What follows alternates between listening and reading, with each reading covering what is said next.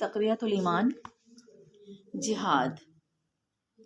ہم پڑھ رہے تھے شاہ اسماعیل شہید نے پہلے دعوت جہاد کا کام شروع کیا، پھر انہوں نے مائگریشن کی، ہجرت کی۔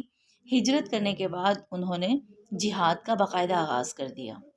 20 جمادی الاولیٰ 20 دسمبر 1826 کو جہاد بالسیف کا آغاز ہوا۔ سیف کہتے ہیں تلوار کو، یعنی جہاد بالسیف، آپ نے تلوار سے جہاد کا باقاعدہ آغاز کیا۔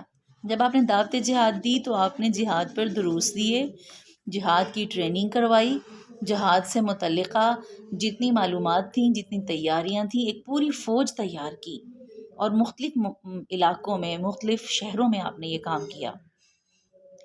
اس سلسلے میں شاہ اسماعیل شہید کے مخصوص اور ممتاز کارناموں کی مختصر سی کیفیت درج ذیل ہے، جیسے کہ نمبر 1، انہی کی کوششوں سے اہل سرحد نے سید صاحب کے ہاتھ پر امارت جہاد کی بیعت کی، یعنی انہوں نے جہاد کی باقاعدہ تربیت کی بیعت کی، اور سرحد میں علماء یا اکابر سے جتنی گفتگویں ہوئیں ان میں سے اکثر شاہ شہید ہی نے کیں، یعنی بڑے بڑے علماء سے جو ڈسکس کر کے ان کو قائل کرنا تھا کہ جہاد بھی سیف ہونا چاہیے، کیونکہ یہ معمولی سی بات نہیں ہے، یہ ایک چھوٹا سا کام نہیں ہے کہ آپ جس جگہ مرضی جہاد کا کام شروع کر دیں۔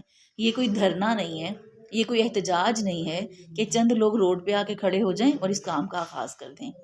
جہاد میں سب سے قیمتی جو چیز جاتی ہے وہ انسانوں کی جان ہے۔ جان ہتھیلی پر رکھ کے تو بیٹے قربان کرنے، باپ قربان کرنے، بیویوں کے شوہر قربان کرنے، یہ کوئی معمولی کام نہیں تھا جس کو کوئی بھی ایک انسان، ایک آدمی اٹھے اور وہ نیکی کا پرچار کرے، تعلیم دے، تربیت کرے اور اٹھا کے لوگوں کے بیٹے قربان کرنا شروع کر دے۔ یہ معمولی کام نہیں تھا۔ اس کے لیے کم از کم اگر دنیا کو نہیں تو کمپلیٹ پاکستان جیسے ایک ملک ہے، اس وقت تو یہ ملک نہیں تھا، لیکن بر صغیر پاک و ہند کے جتنے علماء تھے تو ان سب کو آلموسٹ قائل تو کرنا تھا، سب کو ساتھ تو لے کر چلنا تھا، اور جب تک یہ بات کسی نہج تک نہ پہنچ جاتی تو شاہ اسماعیل شہید یہ قدم اٹھا نہیں سکتے تھے۔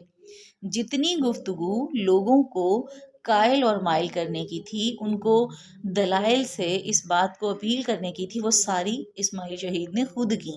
نمبر 2، ضلع ہزارہ میں، یہ نام جو آپ کو ایسے لگ رہے ہیں یہ آج بھی علاقے موجود ہیں۔ سرحد ہمارا چوتھا صوبہ ہے اور ہزارہ اس کا ایک بہترین شہر ہے۔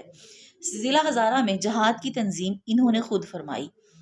شنکیاری کی جنگ میں ان کے ساتھ اگرچہ صرف 10-11 مجاہد تھے، لیکن غیر معمولی استقامت سے سکھوں کے اتنے بڑے لشکر کو انہوں نے شکست فاش دی۔ بہت بڑا گروہ تھا، صرف 11 یا 12، 10 یا 11، اتنے لوگوں کا مقابلہ کیسے کیا؟ کیونکہ وہ پہاڑی علاقہ ہے، کسی کو دشمن کو خبر نہیں تھی کہ پہاڑ کے پیچھے کتنے لوگ ہیں۔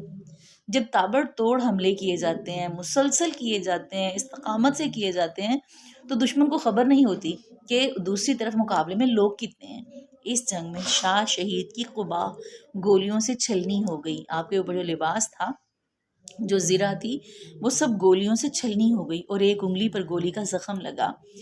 آپ مسکرا کر کبھی کبھی مذاق کے ساتھ اپنے دوستوں میں بیٹھ کر کہا کرتے تھے، اپنی انگلی کی طرف اشارہ کرتے ہوئے فرمایا کرتے تھے کہ یہ میری انگشت شہادت ہے، یعنی میری انگلی زخمی ہو چکی ہے اور یہ شہید ہو چکی ہے۔